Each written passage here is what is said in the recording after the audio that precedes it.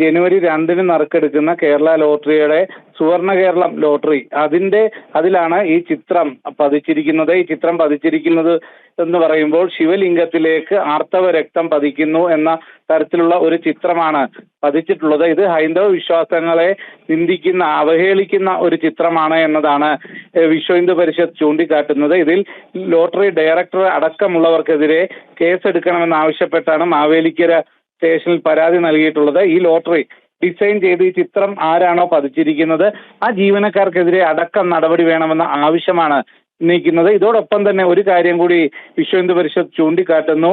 ജനുവരി 2-ന് മറ്റൊരു പ്രത്യേകത കൂടിയുണ്ട്.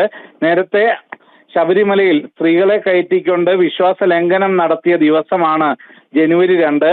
അത് തുടർച്ചയായി ഈ സർക്കാർ വിശ്വാസ ലംഘനത്തിന്റെ ഇല്ലെങ്കിൽ ഹൈന്ദവ വിശ്വാസങ്ങളെ ഹനിക്കുന്ന തരത്തിലുള്ള ഒരു ദിവസമാക്കി മാറ്റുകയാണ്. അതിന്റെ സൂചകമായിട്ടാണ് ഈ ജനുവരി 2-ന്റെ ലോട്ടറിയിൽ തന്നെ ഇത്തരം ഒരു ചിത്രം പതിച്ചത് എന്നതാണ് വിശ്വ ഹിന്ദു പരിഷത്ത് ചൂണ്ടിക്കാട്ടുന്നത്.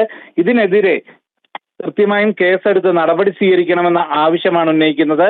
അതിൽ ലോട്ടറി ഡയറക്ടർ അടക്കമുള്ള ലോട്ടറി ഡയറക്ടറുടെ ഒപ്പോടുകൂടിയാണ് ഈ ലോട്ടറി ഇറക്കിയിട്ടുള്ളത്. അതുകൊണ്ട് തന്നെ ലോട്ടറി ഡയറക്ടർ അടക്കം പ്രതി ചേർത്ത് കേസെടുക്കണമെന്ന ആവശ്യമാണ് ഉന്നയിക്കുന്നത്. ഇതിനെതിരെ ശക്തമായ പ്രക്ഷോഭവുമായി മുന്നോട്ട് പോകാനുമാണ് തീരുമാനം. തുടർച്ചയായി ഹൈന്ദവ വിശ്വാസങ്ങളെ ഹനിക്കുന്ന തരത്തിൽ ഈ സർക്കാർ പെരുമാറുകയാണ്. ഇത് അനുവദിക്കാൻ സാധിക്കില്ല എന്നത് തന്നെയാണ് വിശ്വ ഹിന്ദു പരിഷത്തിന്റെ നിലപാടും. ഇതിൽ ജീവനക്കാർ ബോധപൂർവം ഇത്തരമൊരു ചിത്രം ഇതിൽ പതിച്ചതിൽ ഗൂഢാലോചനയുണ്ട്.